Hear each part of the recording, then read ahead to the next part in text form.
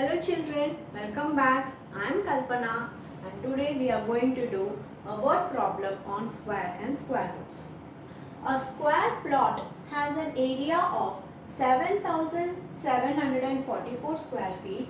If each car parked in needs a 4 feet space, how many cars can be parked along one side of the parking lot?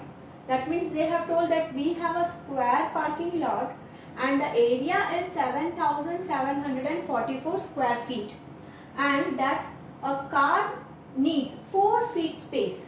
Okay, so if a car is here, it needs 4 feet space for one car to be parked. How many cars can be parked along one side of the parking lot? So they have asked in one side how many cars can be parked like this. So we have understood that they have asked us here the side, because side is not given but area is given. So we will find out the square root of area and arrive at what is the side of the parking lot, right? So area is equal to side into side. Area of a square is side into side, which is nothing but side square. So here area is given 7,744 is side square. So how will we get the side of the parking lot? By finding the square root by prime factorization method. So square root of 7744 will give you the side of the parking lot. I have already done the prime factorization. So let us see whether they are perfect in their pairs. Yes, they are perfect square. So 11 into 2 into 2 into 2. So this will give me 88 feet. Now why have I written 88 feet? Because this is in square feet. So the side of the parking lot is nothing but 88 feet. And because it is a square, all the sides will be 88. So let us write here 88. 88 feet. Now we have got the side of the parking lot as 88 feet. Now let us go according to this information.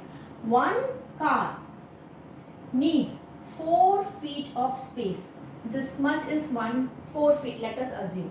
So like that, how many cars can be parked in 88 feet? So this is our question. One car needs 4 feet of space. So 88 feet of space, how many cars can be parked? Now if you see, they are placed up and down. So it is a case of division. So 88 divided by 4, that means 22, because this is car. So under car we will get 22 cars can be parked in one side of the parking lot. So this will be our first step, writing the formula. Finding the side by square root will be our second step, and then how many cars will be parked will be our third and final step. Hope you understood, children. Bye for now.